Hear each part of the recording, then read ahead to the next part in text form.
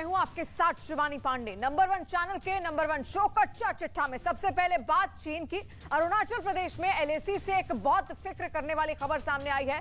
9 दिसंबर को चीन ने एक बार फिर से एलएसी पर तनाव पैदा करने की कोशिश की है और खबर यह है कि दोनों देशों के सैनिकों के बीच एक झड़प भी हुई है। और आखिर कैसे हुई ये झड़प, किस तरह हमारे बहादुर जवानों ने चीन को पीछे धकेल दिया, हर सवाल का जवाब देंगे। देखिए हमारी स्पेशल रिपोर्ट।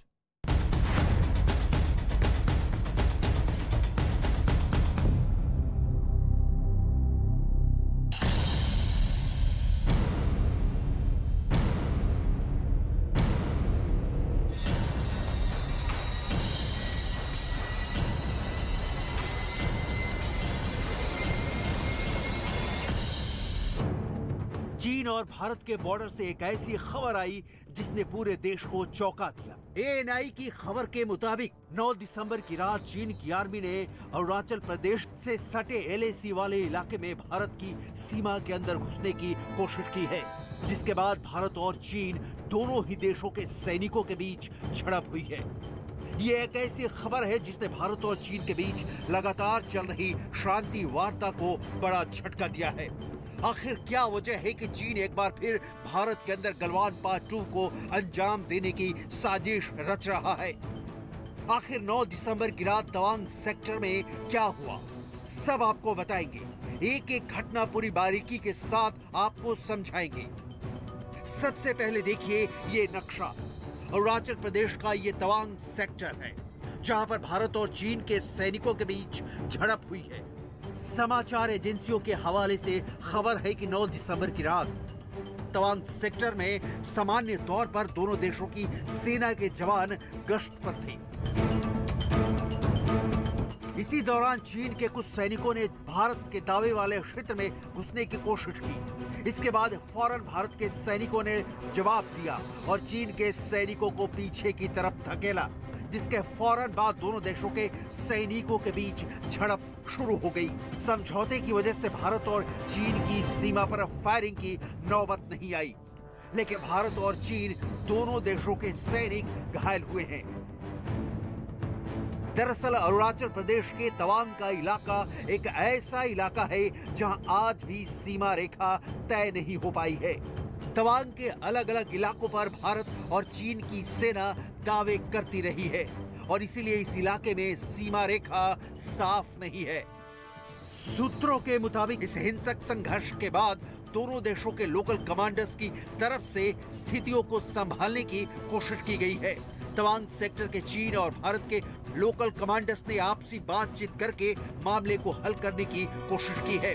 गलवान की खूनी झड़प के बाद से ही लगातार ईस्टर्न लद्दाख में भारत और चीन के कोर कमांडर्स के बीच मीटिंग्स हो रही थी और शांति स्थापित करने का प्रयास किया जा रहा था। लेकिन सवाल सिर्फ यही नहीं है, आखिर इस मौके पर चीन ने अरुणाचल प्रदेश के बॉर्डर को एक्टिव करने की कोशिश क्यों की है?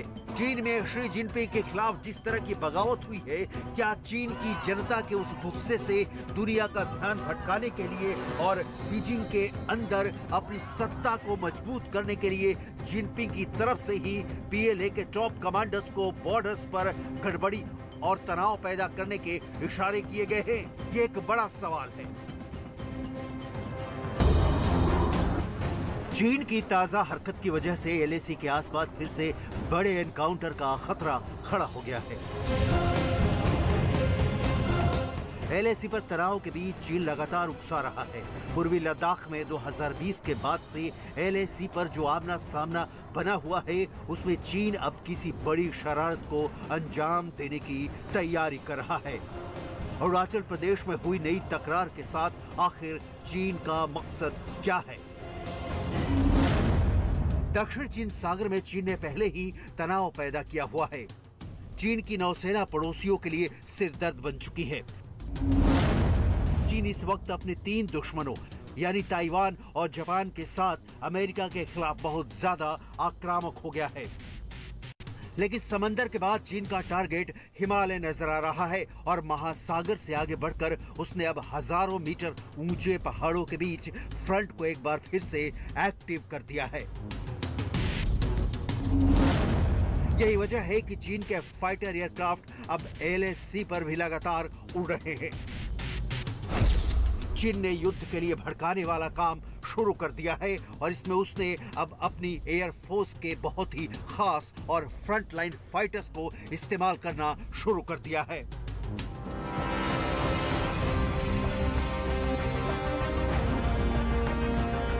आखिर चीन ऐसा क्यों कर रहा है?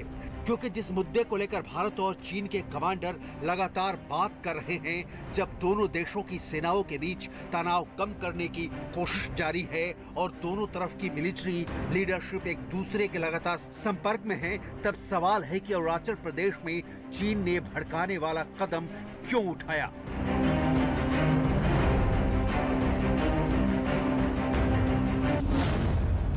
चीन और भारत के बीच मई 2020 से LAC पर तनाव है। गलवान में झड़प और दोनों तरफ सैनिकों की मौत के बाद चीन और भारत दोनों की फौज जिन जगहों पर आमने सामने थी वहां से पीछे भी हटी है। पेंगोंग झील के दोनों तरफ पीछे हटने के बाद डेपसोंग और डेमचौक के इलाके में LAC के करीब अब दोनों सेनाएं तैनात हैं। लद्दाख LAC पर दोनों तरफ 50 से 60 हजार फौज अब भी मौजूद है। LAC पर कॉन्फिडेंस बिल्डिंग मेजर्स के लिए ये बातें बहुत अहम हैं और ऐसी ही बातों को बुनियाद बनाकर पेंगोंग के दोनों किनारों से तनाव को कम किया गया था। अब दोनों देशों की सेनाएं अपने अपने पुराने पॉइंट पर वापस लौट गई थी और उम्मीद जगी थी कि LAC पर भारत और चीन के बीच तकरार कम हो जाएगी।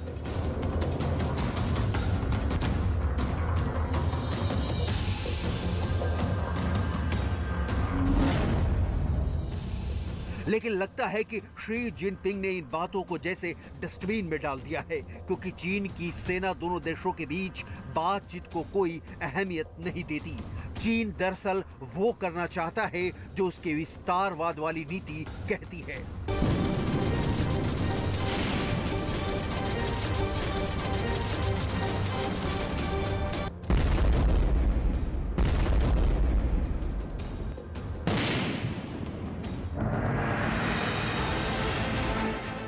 ताइवान, जापान और अमेरिका से लगातार धमकाने वाले दौर को जारी रखते हुए आखिर चीन भारत से तनाव क्यों बढ़ाना चाहता है? क्या इसके पीछे चीन का कोई नया प्लान है? आखिर चीन समंदर से दूर पहाड़ों पर चौथा फ्रंट फिर से क्यों एक्टिव करना चाहता है? LAC पर चीन की इन नई हरकतों के पीछे 3 बड़े मकसद हो सकते हैं। पहला ये कि वो भारतीय फौज की सक्रियता देखना चाहता है। इसे रिस्पॉन्स टाइम कहते हैं, यानी उसे जवाब कितनी देर में मिलता है। दूसरा ये कि चीन ये भी देखना चाहता है कि भारत ने कौन कौन से मिलिट्री बेस LAC के पास एक्टिव किए हुए हैं, ताकि युद्ध के हालात में वो इससे बचकर अपने मिशन को अंजाम दे सके। और तीसरा, वो लगातार LAC पर तनाव बनाते हुए इस इलाके में विवाद बरकरार रखना चाहता है, यानी वो अपनी दादागिरी कायम रखना चाहता है।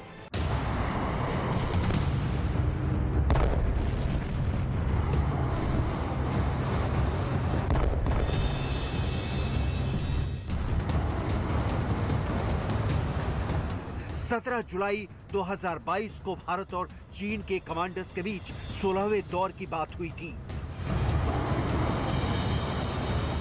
और अब 17वें दौर की बातचीत का इंतजार है। लेकिन अब चीन ने अरुणाचल प्रदेश में जो हरकत की है, उससे लगता है कि 2023 में वो भारत के साथ फिर से तनाव बढ़ाना चाहता है।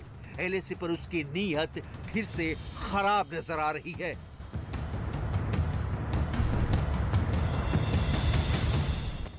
तवांग में तनाव के बीच ज्यादा डिटेल्स के साथ इस वक्त हमारे साथ संदीप बोल जुड़ रहे हैं। संदीप, LAC को लेकर सबसे लेटेस्ट जानकारी तवांग को लेकर क्या मिल रही है फिलहाल?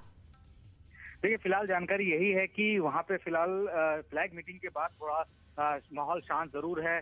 लेकिन चीन की हरकतें जो हैं वो कभी भी विश्वास करने लायक नहीं होती है। लिहाजा भारतीय सेना भी पूरी तरीके से मुस्तैद है।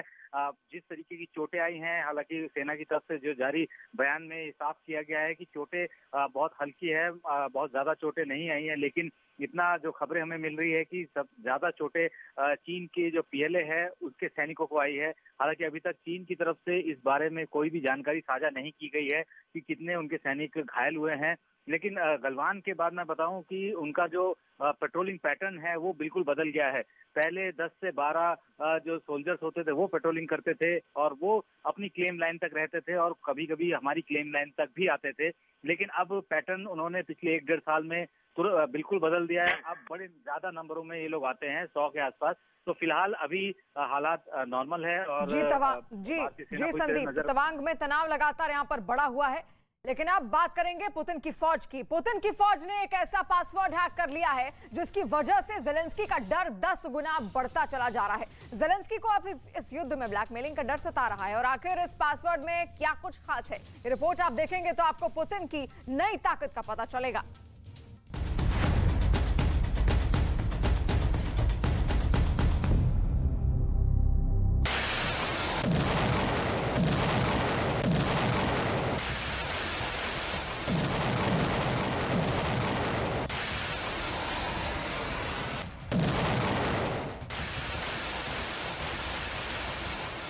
ज़ेलेंस्की ने हाइमर्स चलाया, एक के बाद एक कई रॉकेट आगे, हाइमर्स की पूरी बैटरी खाली कर दी। और फिर देखिए,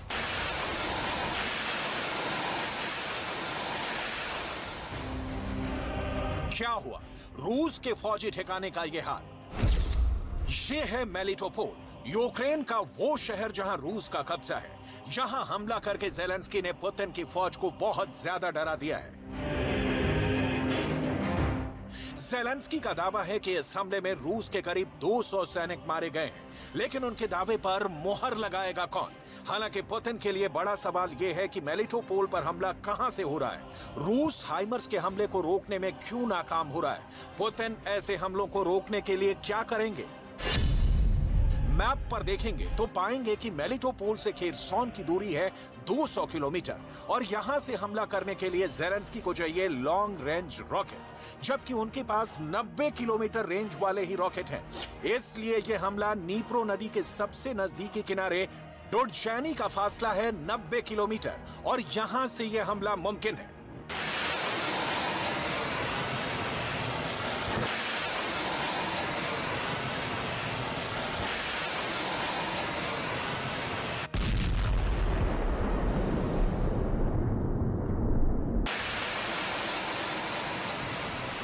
हाइमर्स के हमले ने रूस को बहुत परेशान किया है।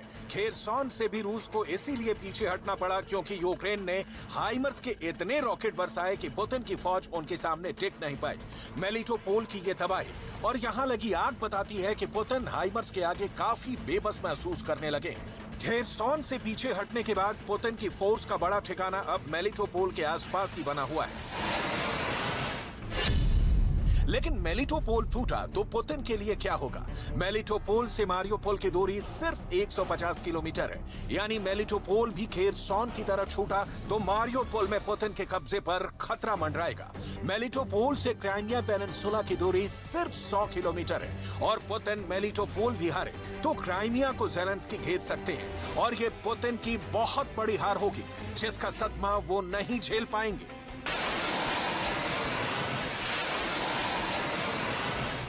ज़ेलेंस्की पुतिन के लिए इसलिए बड़ा खतरा बन सकते हैं क्योंकि हाइमर्स की ताकत उनके पास है, लेकिन सवाल है कि कब तक? क्या हाइमर्स का कोई तोड़ नहीं? क्या हाइमर्स ही इस युद्ध का फैसला कर देगा और पुतिन को यह जंग हारनी पड़ सकती है? यहां रुकिए, पुतिन की फोर्स के पास इसका जवाब है और दावा ऐसा किया जा रहा है कि युद्ध में हाइमर्स के दिन पूरे हो चुके हैं। रूस को यह पता चल गया है कि हाइमर्स -20 डिग्री तापमान में काम करना बंद कर देता है, यानी ठंड बढ़ी तो हाइमर्स रॉकेट सिस्टम पूरी तरह से जाम हो जाएगा। -20 डिग्री का मतलब ऐसी ठंड जब मशीन तक जम जाती है। ये हाइमर्स का पासवर्ड हैक करने जैसा है और पुतिन ने ऐसा करके ज़ेलेंस्की को बहुत बड़ी टेंशन में डाल दिया है। इसका मतलब यह है कि ठंड बढ़ते बढ़ते हाइमर्स एक सिटिंग डक बनकर रह जाएगा।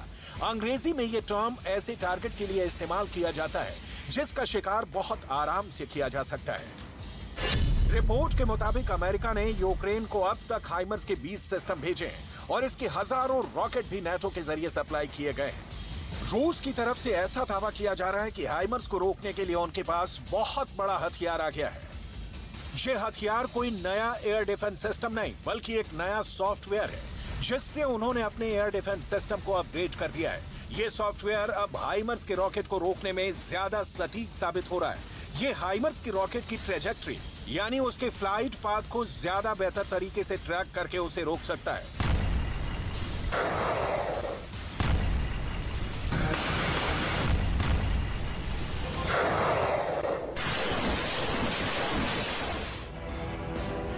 यूक्रेन युद्ध के बीच जब ज़ेलेंस्की हाइमर्स से अलग अलग मोर्चे पर रूस पर बमबारी कर रहे हैं, तब बीच में ऐसी रिपोर्ट भी आई कि रूस के हाथ एक हाइमर्स मल्टी रॉकेट सिस्टम लग गया है। इसके बाद रूस ने इस सिस्टम को बारीकी से देखा और इसकी खूबियों और कमियों को बहुत अच्छी तरह से परखा, और जो बात फिर सामने आई उसने रूस को चौंका कर रख दिया।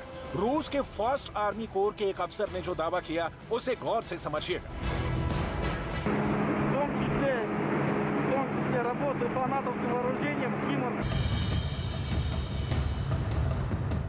रूस ने हाइमर्स के रॉकेट को भी जांचा परखा। उसके रॉकेट के हिस्से रूस के लैब में भेजे गए और उससे बहुत चौंकाने वाली बातें पता चली हैं। हाइमर्स का रॉकेट माइनस तापमान के बाद दिक्कत करना शुरू कर देता है और रिपोर्ट है कि -15 से 20 डिग्री पर यह काम नहीं करता है। इसलिए ज़ेलेंस्की को फिक्र इस बात की है कि जब तापमान -20 डिग्री होगा तो हाइमर्स का इस्तेमाल कैसे करेंगे। यूक्रेन के कई हिस्सों में सर्दी के दौरान तापमान -25 से 30 डिग्री तक चला जाता है और यही वो वक्त होगा जिसका पुतिन को इंतजार है। जब पूरा यूक्रेन बर्फ से घिरा होगा तब हाइमर्स के लिए रॉकेट फायर करके अपनी पोजीशन बदलना भी आसान नहीं होगा और ऐसे में ये रूस के जवाबी हमलों का टारगेट बन सकता है। इसलिए हाइमर्स के लिए आने वाली कड़ाके की सर्दी में छुपना भी आसान नहीं होगा।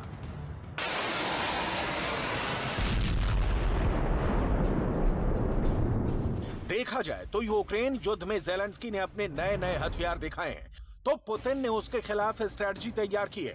पुतिन यूक्रेन को मिले उन तमाम आधुनिक वेपन सिस्टम को बहुत ही तैयारी के साथ खत्म भी करते जा रहे हैं। इसमें कोई दो राय नहीं कि ज़ेलेंस्की के लॉन्ग रेंज वाले हथियार रूस को बहुत ज्यादा नुकसान पहुंचाए। पुतिन खासकर ऐसे ही हथियारों को उड़ाने का ऑर्डर भी दे रहे हैं। रूस का रक्षा मंत्रालय ऐसे ऑपरेशन के वीडियो भी जारी कर रहा है जिसमें यूक्रेन के लंबी दूरी के हथियारों को तबाह किया गया है। इस ऑपरेशन में रूस ने सुखोई 25 फाइटर जेट के साथ कमो 52 भी इस्तेमाल किए जिनकी हवाई बमबारी में ज़ेलेंस्की के कई अड्डे उड़ गए। साथ में मल्टी बैरल रॉकेट लॉन्चर से भी बारूद की बारिश की जा रही है। इन हथियारों से ऐसे अड्डों को टारगेट किया जा रहा है जहां पर ज़ेलेंस्की के लॉन्ग रेंज वाले वेपन सिस्टम रखे गए हैं। इनमें हाइमर्स रॉकेट की रेंज 70 किलोमीटर से ज्यादा। इनमें M777 का गोला 30 से 40 किलोमीटर के दायरे में गोला दागता है। इनमें हार्पून मिसाइल की रेंज तो 250 से 300 किलोमीटर तक होती है।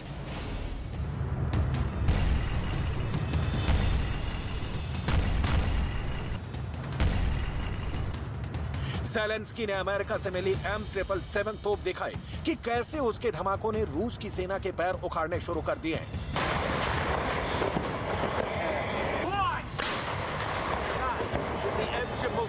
US made.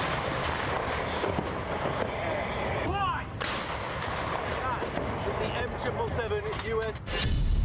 पुतिन ने जवाब दिया और बता दिया कि अमेरिका से मिली M777 तोप को रूस ने ढूंढ कर खत्म करना शुरू कर दिया है। इसके बाद ज़ेलेंस्की ने अमेरिका से मिला हाइमर्स मल्टी रॉकेट सिस्टम दिखाया कि कैसे उसकी रेंज में रूस के बड़े बड़े मिलिट्री ठिकाने आने लगे हैं। खेरसॉन में मिली जीत के बाद तो ज़ेलेंस्की ने इस रॉकेट सिस्टम की तारीफ में कोई कसर नहीं छोड़ी है, लेकिन अब पुतिन ने इसका जवाब भी देना शुरू कर दिया है।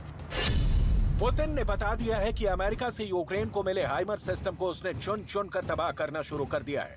दरअसल ज़ेलेंस्की को अमेरिका से मिले हथियारों पर बहुत ज्यादा यकीन हो रहा है क्योंकि इसने खेरसॉन जैसा शहर वापस हासिल किया, जबकि कई मोर्चों पर वापसी की कोशिश भी की है और वो कामयाब भी होती दिखाई दे रही है।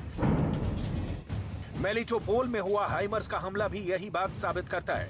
जाहिर है कि इन लंबी दूरी के हथियारों से रूस को नुकसान भी उठाना पड़ा है। इनमें M777 तोप तो बहुत ही सटीक है।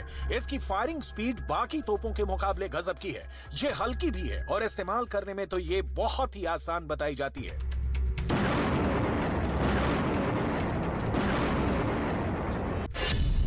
M777 तोप 30 किलोमीटर से ज्यादा दूरी तक 155 मिलीमीटर का गोला दाग सकती है। फायरिंग रेट भी बेहतरीन है। 1 मिनट के अंदर ये 4 गोले दाग सकती है। वजन 4000 किलो है, इसलिए इसे एक हेलीकॉप्टर से भी आसानी से तैनात किया जा सकता है। पूरी दुनिया में मशहूर इस तोप ने यूक्रेन की फौज का गिरा हुआ हौसला एकाएक बुलंदी पर पहुंचा दिया है। M777 अकेला बड़ा हथियार नहीं है। दुश्मन पर आग के गोले बरसाती ये है जर्मनी की सबसे भरोसेमंद आर्टिलरी। नाम है PZH-2000। जर्मनी की ये तोप रूस में यूक्रेन की फौज पर कयामत बनकर टूटी है। ये तोप 1 मिनट में 155 mm के 9 गोले दाग सकती है। इसकी फायरिंग रेंज 36 किलोमीटर है, जबकि PZH-2000 को एक जगह से दूसरी जगह पर ले जाना काफी आसान है, क्योंकि ये टैंक नुमा करियर पर माउंट करके बनाई गई है। ये वो सिस्टम है जिनकी जरूरत यूक्रेन को इस वक्त बहुत ज्यादा है। यही देखकर नाटो और अमेरिका यूक्रेन को लगातार आधुनिक हथियार भेज रहे हैं। ये ऐसे हथियार हैं जो अफगानिस्तान में इस्तेमाल किए जा चुके हैं। अभी इससे यूरोप के कई देशों की सेनाएं पहले से लैस हैं। हालांकि अभी सवाल यह है कि हाइमर्स का जो पासवर्ड पुतिन ने क्रैक किया है, उसको ज़ेलेंस्की कैसे रिस्टोर करे।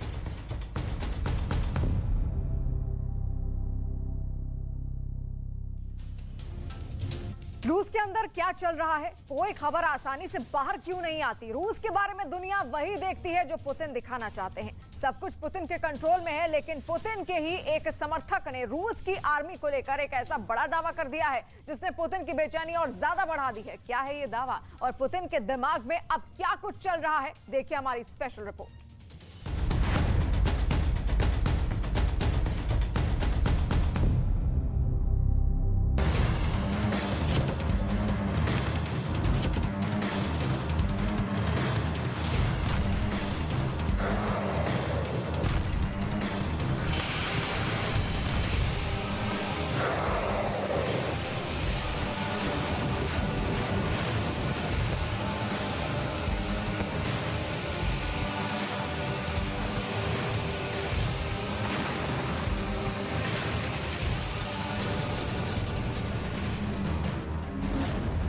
पुतिन के टारगेट पर काले सागर का कोहिनूर।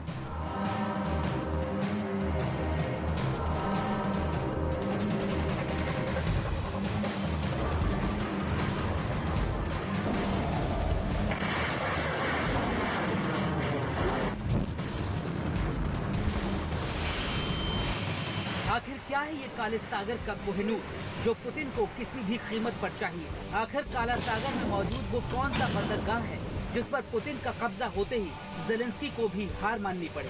आखिर वो कौन सा शहर है जिसमें बसती है पूरे यूक्रेन की जान, जिसके हाथ से निकलते ही पूरे यूक्रेन का मनोबल टूट जाएगा और बाइडेन से लेकर ज़ेलेंस्की तक बड़े बड़े वर्ल्ड लीडर्स को पुतिन के सामने घुटने टेकने पड़ेंगे? ओदेसा, काले सागर का कोहिनूर। आखिर क्या है इस पोर्ट सिटी यानी बंदरगाह शहर का सामरिक महत्व और क्यों रूस की विशाल नौसेना अपने युद्धपोत ओदेसा के समुद्र तट पर तैनात करना चाहती है? सवाल ये है कि क्या पुतिन अपना ये सपना पूरा कर पाएंगे, क्योंकि रूस के आर्मी ऑफिसर ही अपने जनरल और supreme commander in chief Putin से काफी ज्यादा नाराज हैं। और ये बात किसी और ने नहीं बल्कि रूस के अंदर पुतिन के समर्थक एक राष्ट्रवादी ब्लॉगर ने यूक्रेन के युद्धग्रस्त क्षेत्रों में दौरा करने के बाद कही। अगर सेना ही बगावत कर देगी तो पुतिन का अखंड रूस वाला सपना कैसे पूरा होगा? और इन सब के बीच यूक्रेन के अंदर यूक्रेन के सहमे और डरे हुए बच्चों को कैसे दी जा रही है डॉग थेरेपी, सब आपको बताएंगे। लेकिन सबसे पहले बात करेंगे ओदेसा की, जो मारियुपोल के बाद अब पुतिन के टारगेट पर। ओदेसा के बारे में सबसे अहम बात यह है कि खुद पुतिन के जनरल रमजान कादिरोव ने यह दावा किया है कि चेचन्या की अहमद आर्मी ओदेसा का पोर्ट सिटी जीतकर पुतिन को गिफ्ट कर देगी। ये बात कादिरोव ने तब कही थी जब खार्किव, इज्यूम और लिमान में पुतिन की आर्मी का सरेंडर हुआ था और पुतिन मॉस्को में मातम मना रहे थे। तब पुतिन का गम दूर करने के लिए कादिरोव ने कहा था कि उनकी आर्मी ओडेसा को जीतकर पुतिन को गिफ्ट करेगी ताकि पुतिन का गम दूर हो जाए। और शायद अब वो वक्त आ भी गया है, क्योंकि कादिरोव और रूसी फौज ने योजनाबद्ध तरीके से ओडेसा की पोर्ट सिटी पर हमले भी शुरू कर दिए। आखिर क्यों पुतिन को चाहिए ओडेसा? ओडेसा यूक्रेन का सबसे बड़ा बंदरगाह है। ओडेसा कीव और खार्किव के बाद यूक्रेन का तीसरा सबसे बड़ा शहर है। ओडेसा यूक्रेन का एकमात्र गहरे पानी वाला बंदरगाह है। यूक्रेन अपना कुल और निर्यात का लगभग 70% समुद्र से करता है और इसमें भी 65% निर्यात और आयात ओडेसा के बंदरगाह से होता है। ये बंदरगाह राष्ट्रीय रेल नेटवर्क से भी जुड़ा है। ओडेसा दुनिया के 100 से ज्यादा बंदरगाहों से जुड़ा हुआ है। विश्व स्तर पर माल निर्यात करने वाली कंपनियां ओडेसा में निवेश करना पसंद करती हैं। ओडेसा से पूरी दुनिया के लिए अनाज का निर्यात होता है। 2021 में यूक्रेन दुनिया का चौथा सबसे बड़ा अनाज निर्यातक देश था। ओडेसा के बंदरगाह पर 2500 करोड़ किलोग्राम तक तेल और गैस का भंडार करने में सक्षम एक तेल गैस टर्मिनल भी है। यही वजह है कि ज़ेलेंस्की खुद ओडेसा में कई दौरे कर चुके हैं और ओडेसा में मौजूद यूक्रेन की आर्मी और नौसेना को ये बात साफ साफ बता चुके हैं कि किसी भी कीमत पर ओडेसा का बंदरगाह पुतिन के हाथ में नहीं जाना चाहिए। जो हाल मारियुपोल के बंदरगाह पर हुआ और कादिरोव की आर्मी ने यूक्रेन के सैनिकों पर कहर बरसाया, वैसा ही कुछ अगर ओडेसा में हुआ तो ये पूरे यूक्रेन के लिए संकट का सबब बन जाएगा, क्योंकि यूक्रेन की पूरी इकोनॉमी ओडेसा बंदरगाह पर टिकी है। अगर ओडेसा बंदरगाह पुतिन के कब्जे में गया तो यूक्रेन अपना माल भी निर्यात नहीं कर पाएगा। अनाज उत्पादन के बाद भी ज़ेलेंस्की अनाज नहीं बेच पाएंगे, क्योंकि निर्यात का समुद्री रास्ता ही नहीं मिलेगा। यूक्रेन का दुनिया से संपर्क टूट जाएगा, क्योंकि ओडेसा में रूस की नौसेना यूक्रेन को ब्लॉक कर देगी। पुतिन भी ये जानते हैं कि यूक्रेन ने ओडेसा के अंदर सुरक्षा जबरदस्त तरीके से चाक चौबंद कर रखी है और परिंदा भी ओडेसा में पर नहीं मार सकता। शायद इसलिए ओडेसा का चक्रव्यूह तोड़ने के लिए पुतिन ने ईरान के खतरनाक ड्रोन्स की मदद ली और इन ड्रोन्स ने निशाना ओडेसा के बिजली घरों को बनाया ताकि ओडेसा के लाखों लोगों को -4 डिग्री सेल्सियस की ठंडक में बर्फीली हवाओं की मार झेलनी पड़ी। पुतिन का सिद्धांत एकदम साफ है, विरोध किया है तो अब सजा चाहिए। खुद ज़ेलेंस्की ने बताया है कि ओडेसा में इस वक्त हालात कितने बुरे हैं। Удару іранськими дронами, Одеса та інші міста і села регіону у темряві. Станом на цей час більш ніж 1,5 мільйона людей на Одещині без світла. Підключена лише критична інфраструктура і настільки, наскільки є можливість постачання електрики. Загалом російські терористи використали проти Одещини 15 шахедів лише за одну ніч на суботу. Ось це. रूस ने ईरान के ड्रोन से ओडेसा के 2 बिजली घरों पर हमले किए हैं। इस हमले की वजह से यूक्रेन के ओडेसा शहर के अंदर 3 लाख लोग अंधेरे में जीने को मजबूर हैं। अक्टूबर में रूस को क्राइमिया से जोड़ने वाले पुल पर हमला हुआ था। उसके बाद से ही रूस ने यूक्रेन के बिजली घरों को टारगेट किया है। शनिवार को ओडेसा और मिकोलिव में रूस ने 15 ईरानी ड्रोनों से हमले किए थे। इनमें से 10 ड्रोन यूक्रेन की सेना ने आकाश में ही मार गिराए, लेकिन 5 ड्रोन तय किए हुए टारगेट पर सटीक हमला करने में कामयाब रहे। ज़ेलेंस्की ने भरोसा दिलाया है कि जल्द से जल्द ओडेसा के अंदर बिजली को रिस्टोर किया जाएगा। इसके अलावा नॉर्वे ने यूक्रेन को $10 करोड़ के बिजली उपकरण मदद के तौर पर भेजे हैं। कई और यूरोपीय देशों ने भी करोड़ों के उपकरण भेजे हैं। बिजली न होने से जो ठंड पड़ रही है उसका सबसे ज्यादा असर हो रहा है यूक्रेन के बूढ़े और बच्चों पर। बच्चों और बूढ़े लोगों को यूक्रेन की सर्दी से बचा पाना भी इस वक्त ज़ेलेंस्की के लिए एक बहुत बड़ा सिरदर्द बना हुआ है। यूक्रेन के 50 लाख बच्चों को इस वक्त ठंड से बचाना यूक्रेन सरकार की एक बहुत बड़ी चुनौती है।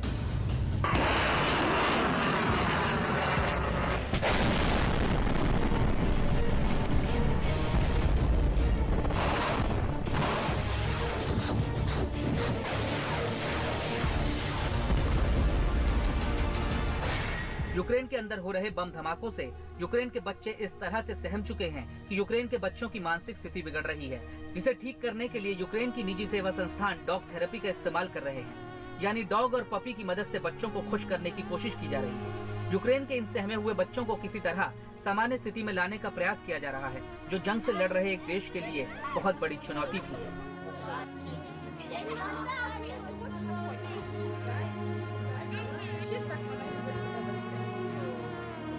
У мене сім'я військова. І я підтримую усіх, хто зараз на фронті, щоб їм там було добре, як вдома. Батько військовий, тому самі розумієте, яка ситуація була, і не раз приходили, і діти все це бачили, тому для них це дуже-дуже сумно і відразилося дуже на них. Не дуже гарно, так скажемо. Тому сюди прийшли, щоб хоч якось розрядити цю обстановку, бо вони досі бояться любого стука. ऐसा नहीं है कि तनाव सिर्फ यूक्रेन के अंदर ही है। तनाव में तो रूस के लोग भी जी रहे हैं, क्योंकि रूस में जो लोग सेना के लिए लड़ने से इनकार कर रहे हैं उन्हें जेल में बंद किया जा रहा है। ये खबर भी ब्रिटेन के एक प्रतिष्ठित अखबार ने दी है। और रूस के लिए लड़ रहे बहुत सारे आर्मी ऑफिसर्स भी अपने बॉस और पुतिन से भी खुश नहीं है, क्योंकि युद्ध भूमि के लिए न तो कमांडर्स के द्वारा स्पष्ट निर्देश दिए जा रहे हैं और न ही युद्ध को लेकर आवश्यक उपकरण और सप्लाई लाइंस का ध्यान रखा जा रहा है। रूस की सिक्योरिटी सर्विस के पूर्व कर्नल इगोर गिरकिन, जिन्होंने रूस के द्वारा क्राइमिया का विलय करने का समर्थन किया था, उन्होंने भी रूस की आर्मी की आलोचना शुरू कर दी है और ये कहा है कि न सिर्फ रूस की आर्मी के ढांचे में सुधार की आवश्यकता है, बल्कि रूस की सेना के जनरलों को भी युद्ध जीतने के लिए और ज्यादा योग्यता दिखानी होगी। युद्ध में अभियान के दौरान दिखाई गई लापरवाहियों की वजह से बहुत सारे आर्मी ऑफिसर्स पुतिन से भी नाराज हैं। कुल मिलाकर पुतिन के सिपाहियों के दिमाग में ये बात घर कर गई है कि ये युद्ध पुतिन जल्द खत्म नहीं करने वाले, और जब किसी भी सेना को ये पता चल जाता है कि वो एक अंतहीन युद्ध की तरफ बढ़ रही है, तो उसका मनोबल कमजोर होना बहुत स्वाभाविक है।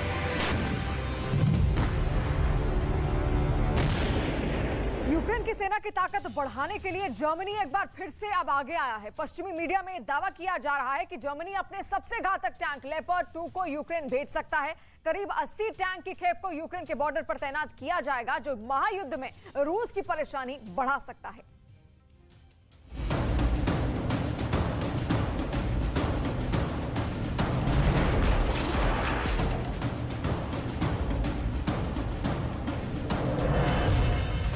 रूस और यूक्रेन की जंग अब उस मोड़ पर है जहां से पीछे देखने पर सिवाय बर्बादी और तबाही के कुछ नजर नहीं आ रहा।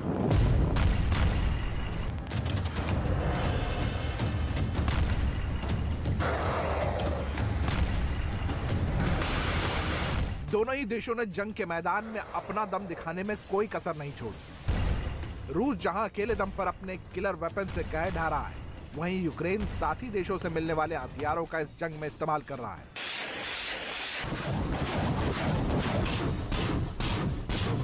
इस बीच रूस को परेशान करने वाली एक खबर पश्चिमी मीडिया में सुर्खियों में है। दावा किया जा रहा है कि जर्मनी अपने सबसे घातक लेपर्ड 2 टैंक को यूक्रेन भेज सकता है। करीब 80 लेपर्ड 2 टैंक को यूक्रेन के अलग अलग इलाकों में तैनात किए जाएंगे। लेपर्ड 2 एक जर्मन युद्ध टैंक है जिसे कोल्ड वॉर के दौरान तैयार किया गया था। जंग की शुरुआत से यूक्रेन बेहद घातक हथियारों के लिए जर्मनी की ओर रुख किए हुए है। जर्मनी ने इससे पहले IRIS-T एयर डिफेंस सिस्टम को यूक्रेन भेजकर उसके आसमान को एक कवच दिया था, लेकिन रूस पर दम दिखाने के लिए यूक्रेन लगातार लेपर्ड 2 टैंक की मांग कर रहा था। लेपर्ड 2 जर्मनी का मेन बैटल टैंक है। ये 120 mm की L55 स्मूथ बोर गन से लैस है। लेपर्ड 2 टैंक से निकलने वाली गोलियां दुश्मन की बख्तरबंद गाड़ियों के 450 मिलीमीटर के कवच को भेद सकती है। इसके अलावा ये टैंक 7.62 mm की MG3A1 गन से भी लैस है। इतना ही नहीं, leopard 2 anti tank guided missile से भी लैस है। इसकी फायरिंग रेंज 5 किलोमीटर तक है।